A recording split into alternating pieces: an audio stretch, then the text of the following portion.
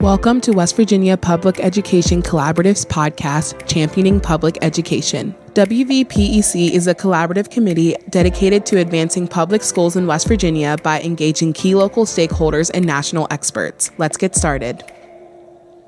Hello, and welcome to the very first episode of Championing Public Education, WVPEC's newest podcast. So in today's episode, I'll be talking with the guests about accessible higher education and the path to success for West Virginia students. Here to join us is an expert on this topic, Dr. Sarah Tucker. Dr. Tucker is the Chancellor of West Virginia's Higher Education Policy Commission and West Virginia's Community and Technical College System. Under her leadership, the state legislature was able to pass a free community college bill in March of 2019. With the help of Dr. Tucker and West Virginia policymakers and legislators, the West Virginia Invest Grant Program was created to provide students with grants to cover the cost of tuition and fees.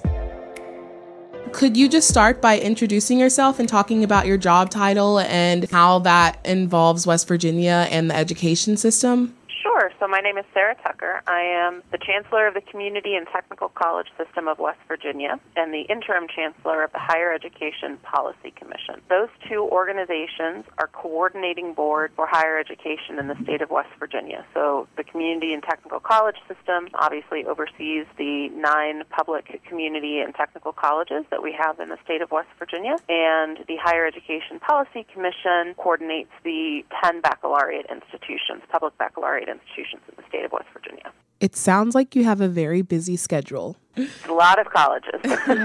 What would you say are the challenges that West Virginia faces in trying to increase educational attainment? So we know that economic projections are indicating that about 60% of our workforce in West Virginia is going to need some post-secondary certificate or training. So that's anything from a 1-year certificate or an associate's degree up to a baccalaureate degree, master's degree, PhD, and that's just to maintain our economy. Only 34% of our workforce currently has some sort of post-secondary education credential. We have an aging population in West Virginia. We have an out-migration problem of our young folks. We need people to stay here, work here. We also have a problem with our college matriculation rate. Only 55% of recent high school graduates go on to college in the state of West Virginia, or go on to college, period. That's far below the national average. We have to do better at making sure that our high school students know that college is an option, that it is affordable, that it is attainable, and that it will lead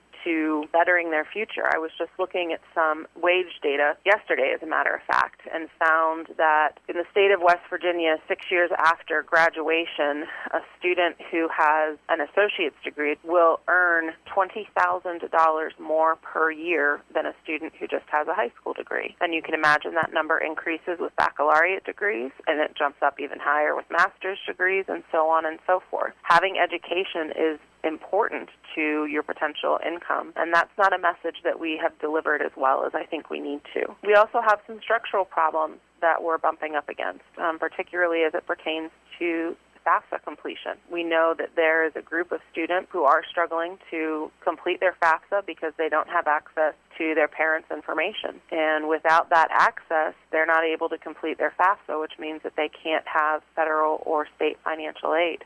So we're working on fixing that problem as well. Do you think the reason West Virginia high school students choose not to attend college is due to expense?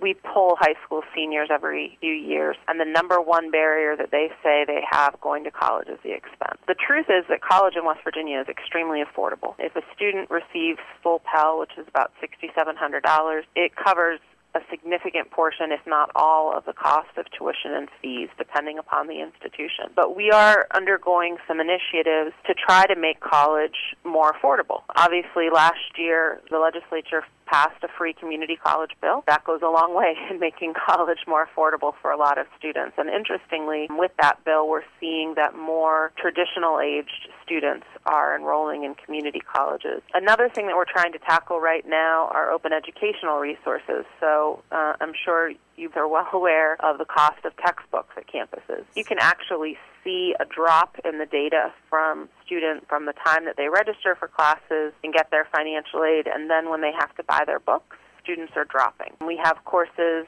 Econ 101 books that cost $400 that students just aren't prepared to pay for. So they're having to make very difficult decisions about what courses they enroll in, how expensive the books in those courses are, that either causes students to drop out or causes them to delay their coursework, which essentially expends their time in higher education, ultimately costing them more money. So what we're looking at is launching an open educational resource initiative to try to encourage faculty members to use free online sources to the greatest extent possible so that our students aren't having to bear the cost of the books that they are currently having to bear. And so we would, of course, like to see the legislature continuing to invest in higher education so that we can keep those tuition and fees down. So you are obviously doing a lot to champion the issues of educational attainment. How can other West Virginia stakeholders, legislators, and residents help with this initiative?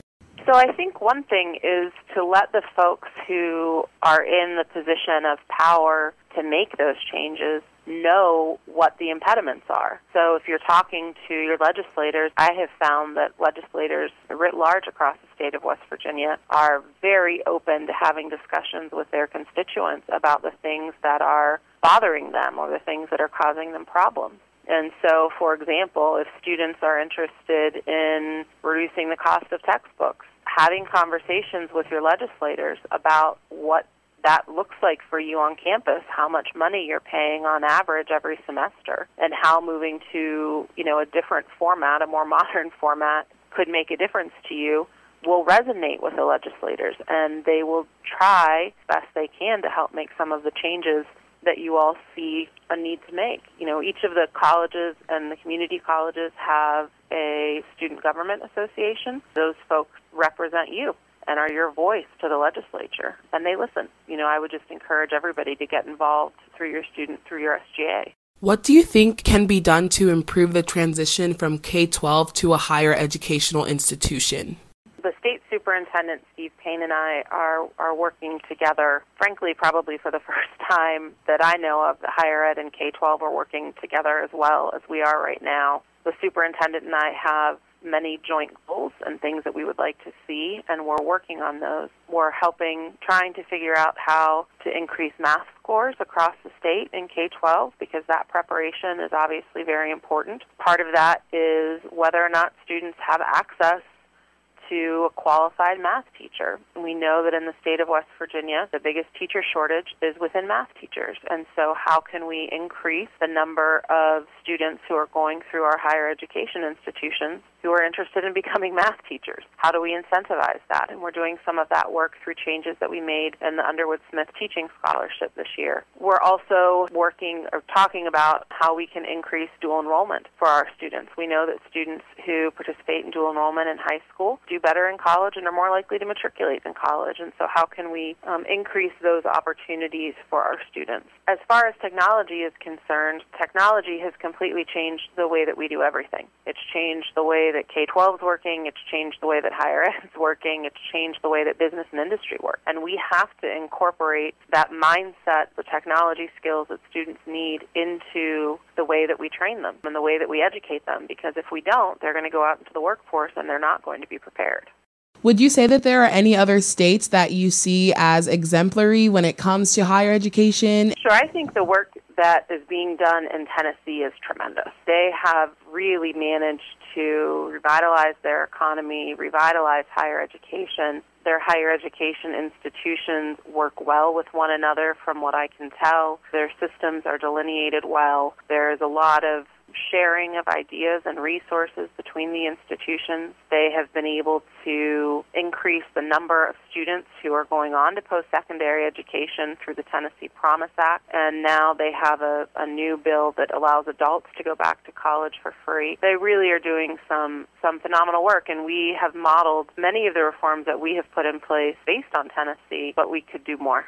What do you think are the characteristics of Tennessee that make it such a successful state when it comes to higher education? Well, Tennessee has a pretty booming IT economy right now. And that actually could be replicated in West Virginia. We know that there are thousands and thousands of jobs within the IT industry that need to be filled across the country. And companies are looking for places to relocate their business or to expand their business. And West Virginia is an interesting place to do that. The cost of living is much lower in West Virginia, and so a lot of companies are starting to talk about or are in fact moving offices to West Virginia. We have Core 10, for example, which is a Tennessee and Nashville-based company that has opened up an office in Huntington. You see the investment that N4 is making here in Charleston and across the state, the investment that N3 has made across the state. So you have these groups of companies that are coming here looking for, qualified workers. It's our job to make sure that we produce them. Tennessee has done a good job of linking their higher education institutions to business and industry and aligning priorities, and that's something that, that we're working on here as well.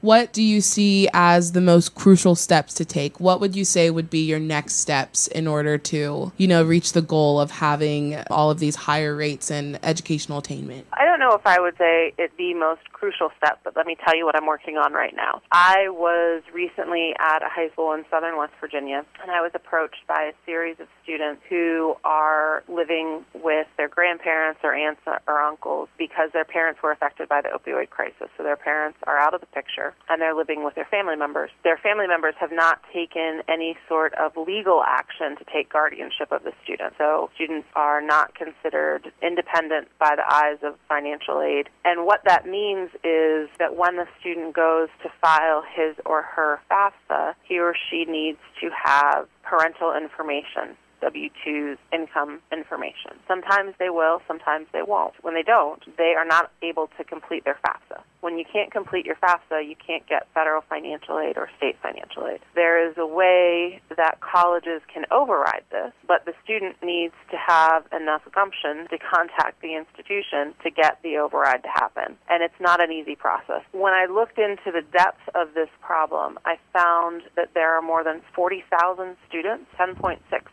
of our population under the age of 18 is living with a family member that's not their parent. 11%.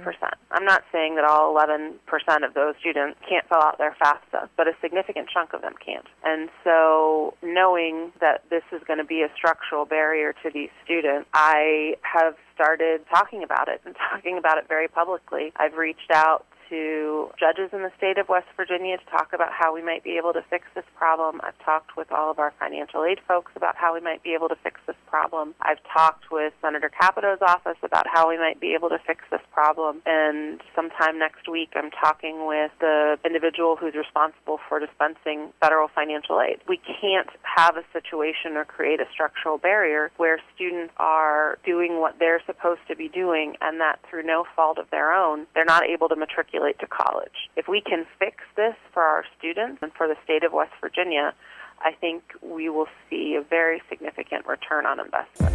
Thank you for everything you shared today. You have so much knowledge about this topic, and you're obviously very passionate about what you do. If anyone listening wants to find more information about Chancellor Sarah Tucker or where to contact her, you can see the show notes for more information. To learn more about what we do at WVPEC and to listen to more episodes of Championing Public Education, visit WVPEC.com. See you next time. This podcast was produced by Martin Hall Agency. Martin Hall Agency is a student-run advertising and public relations agency at West Virginia University. For more information about Martin Hall Agency, visit martinhallagency.com.